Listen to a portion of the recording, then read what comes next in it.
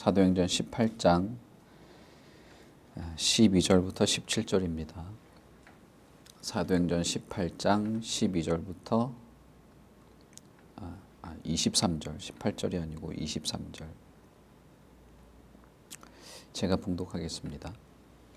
갈리오가 아가야 총독되었을 때에 유대인이 일제히 일어나 바울을 대적하여 법정으로 데리고 가서 말하되 이 사람이 율법을 어기면서 하나님을 경외하라고 사람들을 권한다 하거늘 바울이 입을 열고자 할 때에 갈리오가 유대인들에게 이르되 너희 유대인들아 만일 이것이 무슨 부정한 일이나 불량한 행동이었으면 내가 너희 말을 들어주는 것이 옳거니와 만일 문제가 언어와 명칭과 너희 법에 관한 것이면 너희가 스스로 처리하라.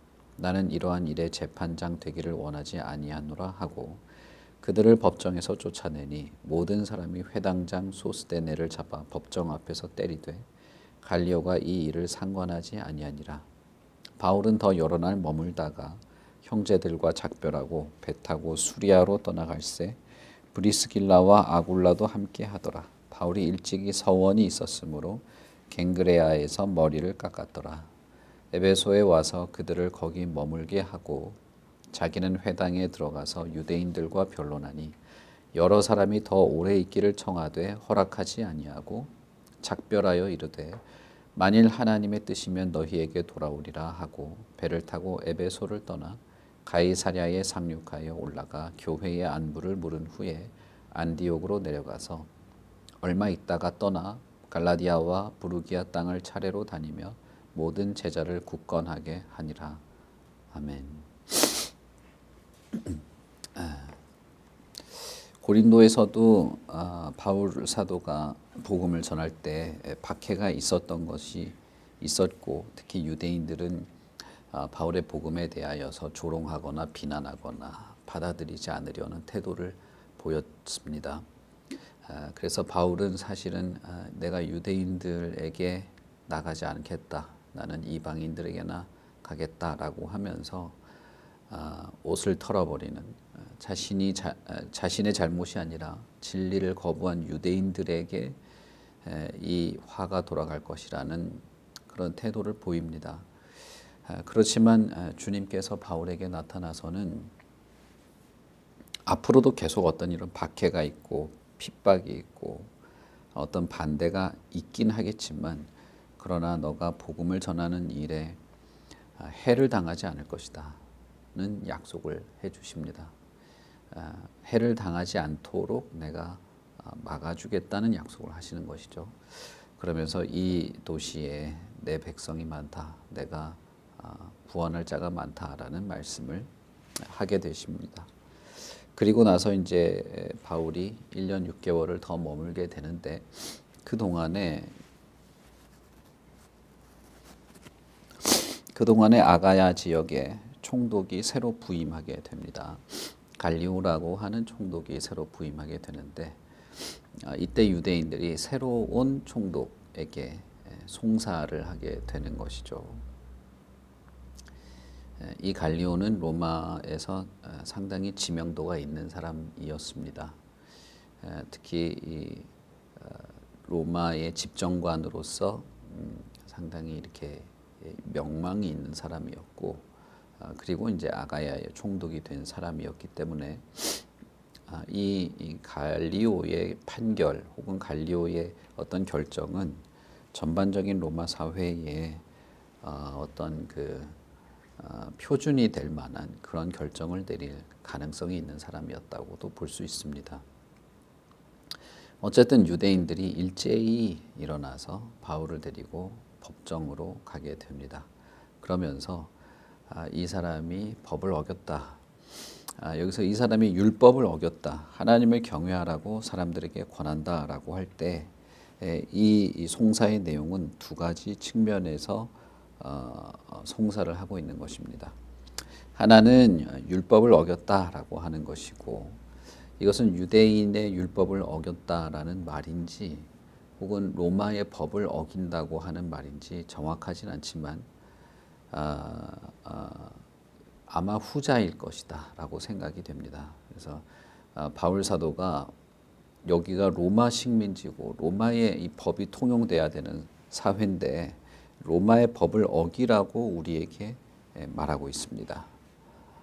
로마 황제가 아니라 하나님을 섬기라고 말합니다. 이렇게 송사를 한 것이죠.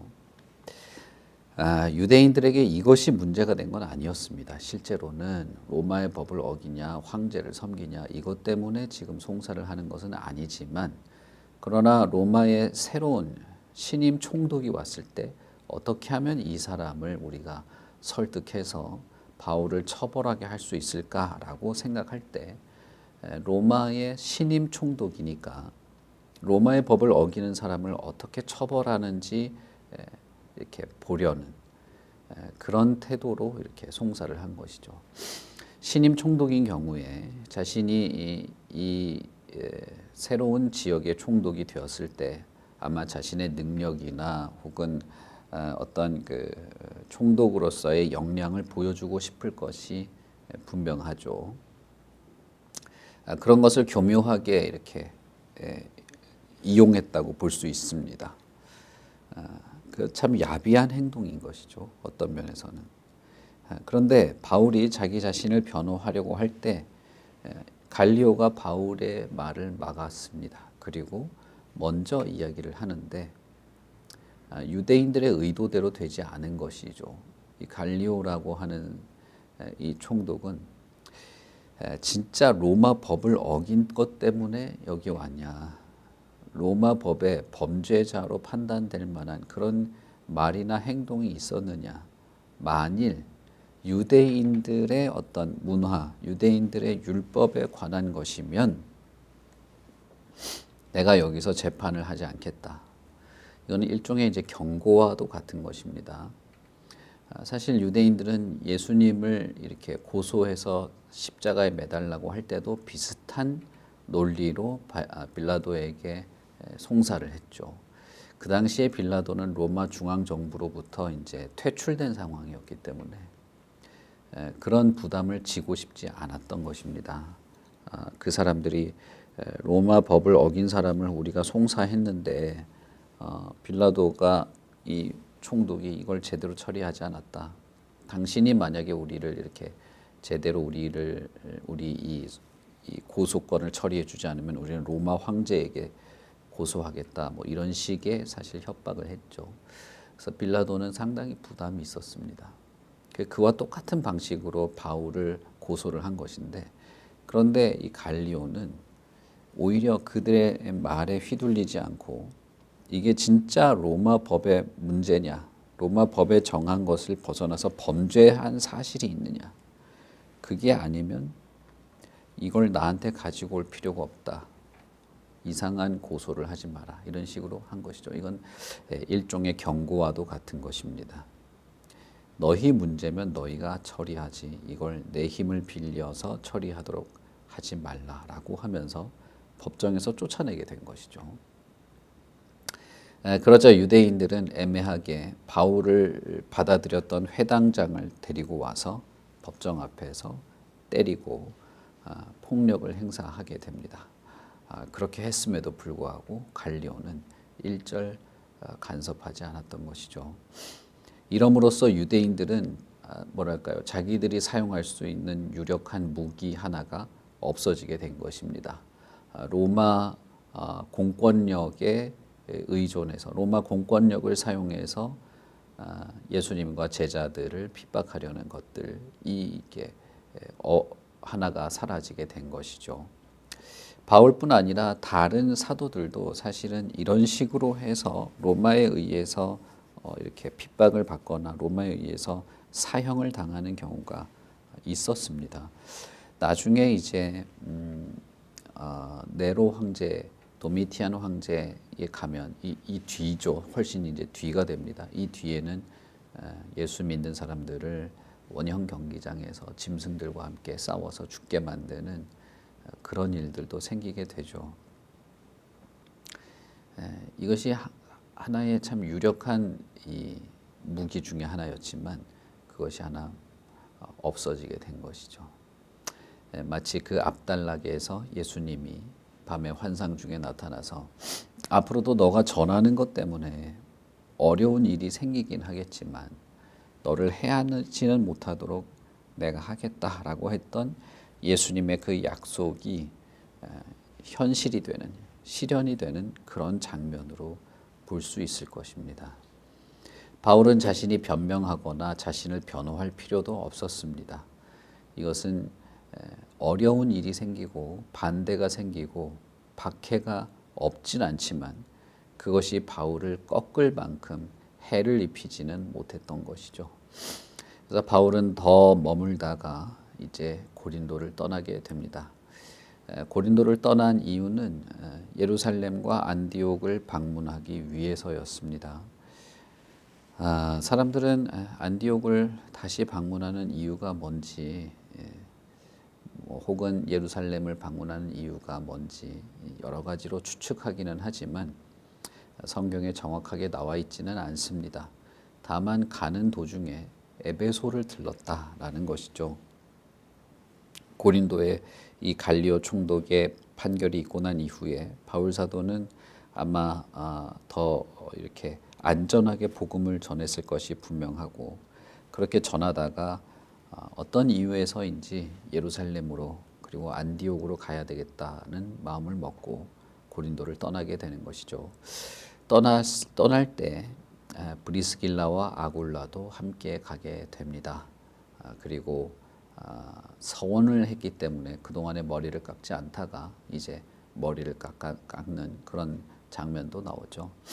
고린도에 있는 동안에 왜 서원을 해서 머리를 깎지 않았는가도 사실 알 수가 없습니다. 어쨌든 그런 일이 있었다는 것입니다. 여기서 사실 눈여겨볼 만한 것은 그가 에베소에 들렀다는 것이죠.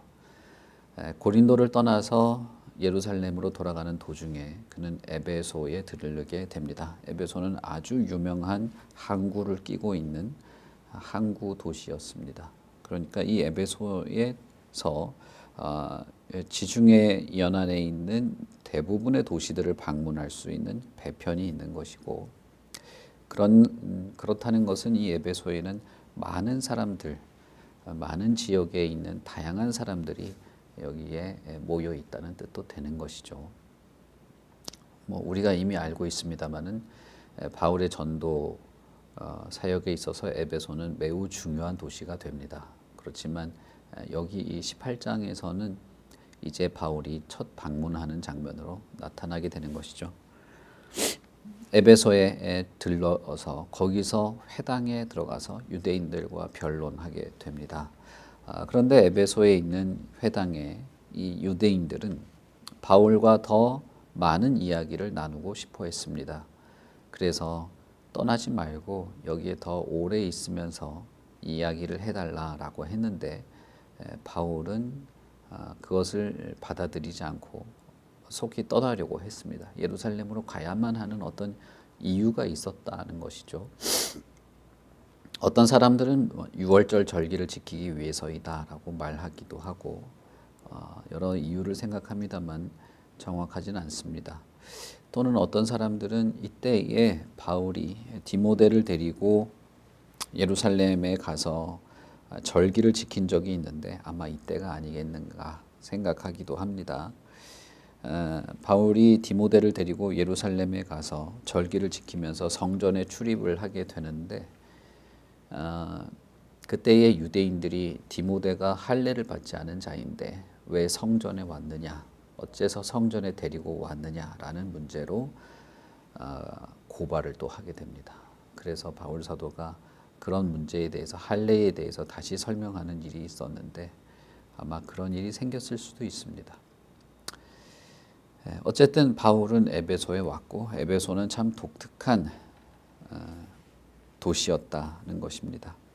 이 사람들은 바울과 더 많은 이야기를 하기를 바랬고 바울이 자신들에게 전해준 이 말들을 가지고 더 변론을 하기를 원했는데 바울은 하나님의 뜻이라면 당신들에게 다시 올 것입니다. 이 도시에 다시 방문하겠습니다. 라고 말하게 됩니다.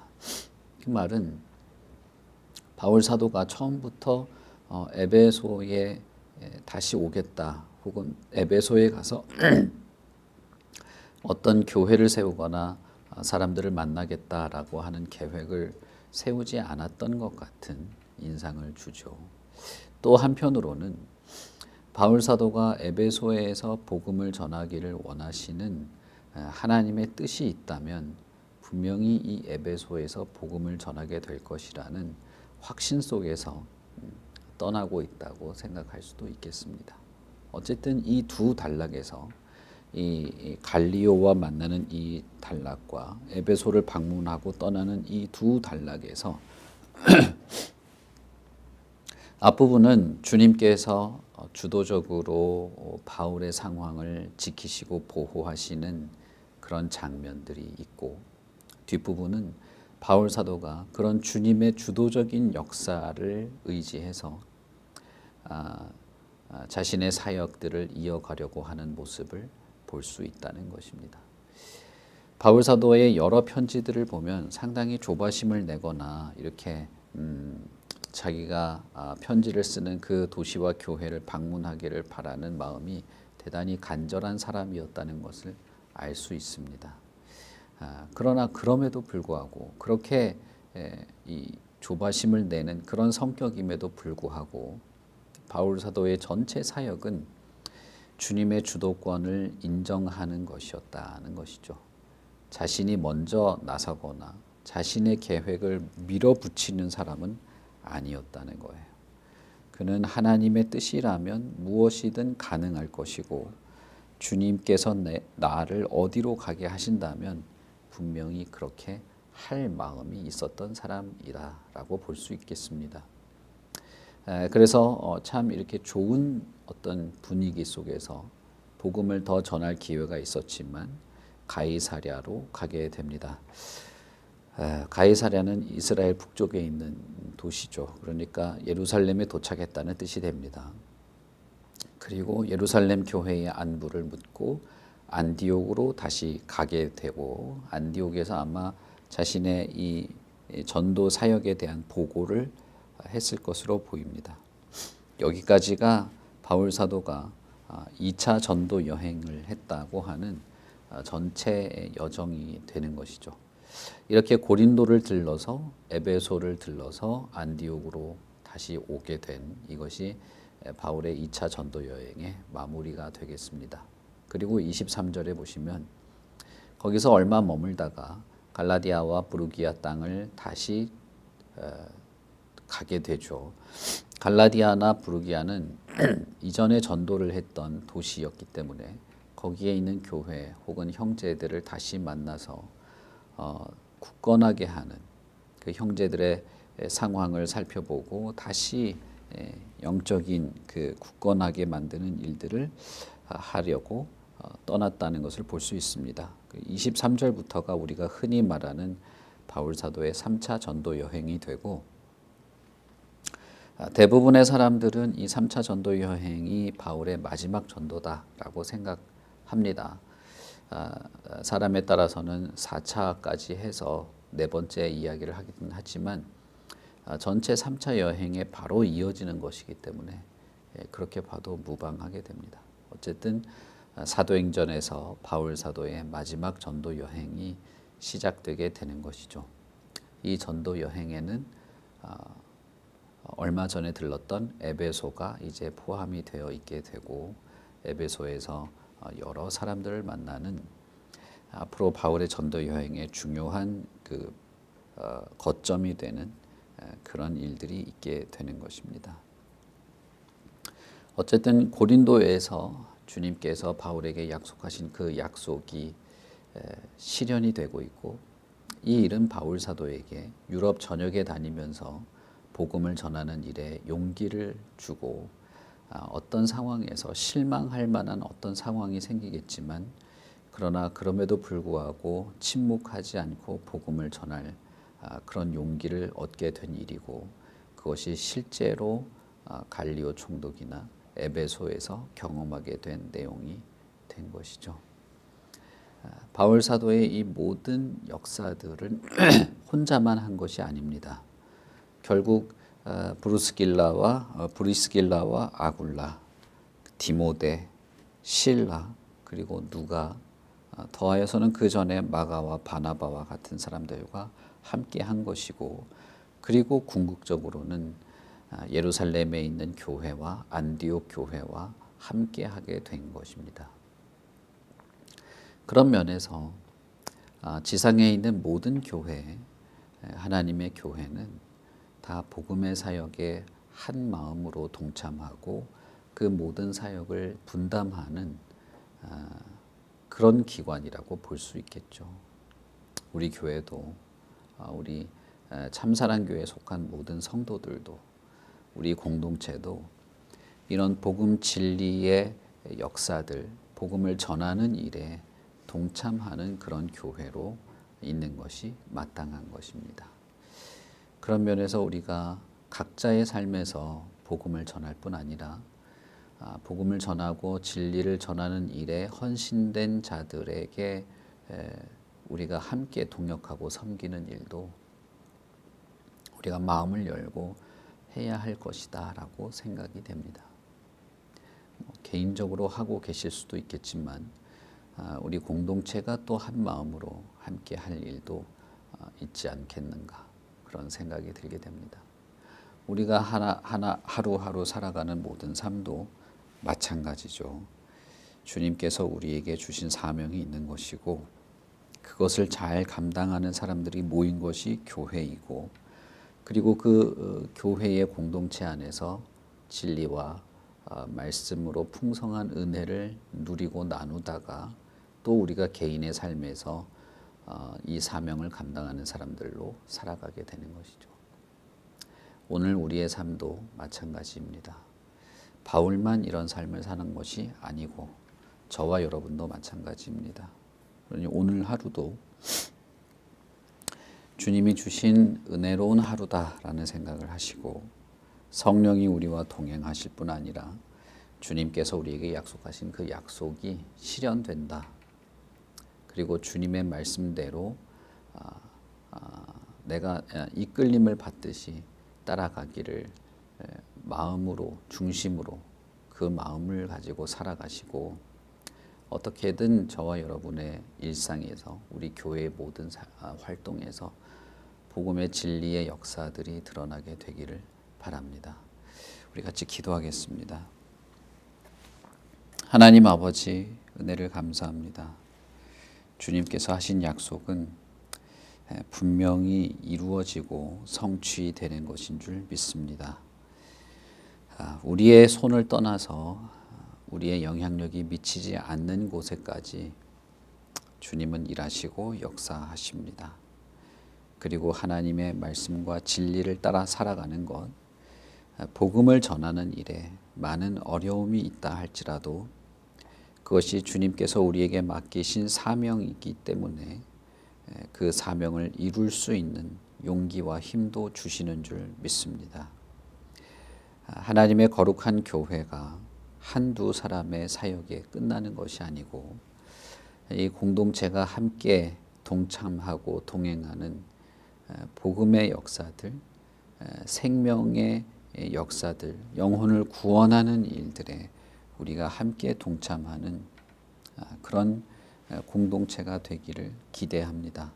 하나님께서 우리에게 은혜를 베푸시고 참으로 담대한 마음을 더하여 주시고, 우리의 일상에서의 삶이나 교회 공동체에서의 섬김이나 이 교회가 전체적으로 한 마음이 되어 하는 모든 선한 역사들 속에 이러한 복음의 일들이 있게 하여 주시옵소서. 진리를 전하는 것과 하나님의 말씀을 따라 살아가는 것, 그리고 영혼을 사랑하고 섬기는 것, 담대한 마음을 가지고 세상의 이 압력에 굴하지 않는 것, 이 모든 것이 교회와 공동체에 함께하는 것인 줄 믿습니다. 그러니 우리 교회 한 사람 한 사람을 하나님께서 지키시고 도우시고, 우리가 함께 모여 한 마음으로 뭔가 주님의 뜻을 이루어 갈 때조차도 우리가 하나가 되게 하시고 하나님의 선한 은혜가, 충만한 은혜가 있게 하여 주시옵소서. 오늘 하루를 살아가는 우리 한 사람 한 사람을 하나님께서 지키시고 돌보시고 만나는 사람들과 많은 말을 하고 많은 행동들을 하며 살게 될 것이지만 그 모든 순간순간마다 하나님께서 우리와 동행하여 주시고 거룩한 하나님의 백성으로 예수 그리스도의 제자로 그리스도의 거룩한 교회로 손색 없이 그렇게 하루 살아가도록 도와주시옵소서. 감사합니다. 예수님 이름으로 기도합니다. 아멘. 하늘에 계신 우리 아버지여, 이름이 거룩히 여김을 받으시오며 나라의 마옵시며 뜻이 하늘에서 이룬 것 같이 땅에서도 이루어지이다. 오늘날 우리에게 일용할 양식을 주옵시고 우리가 우리에게 죄 지은 자를 사하여 준 것 같이 우리 죄를 사하여 주옵시고 우리를 시험에 들게 하지 마옵시고 다만 악에서 구하옵소서. 대개 나라와 권세와 영광이 아버지께 영원히 있사옵나이다. 아멘.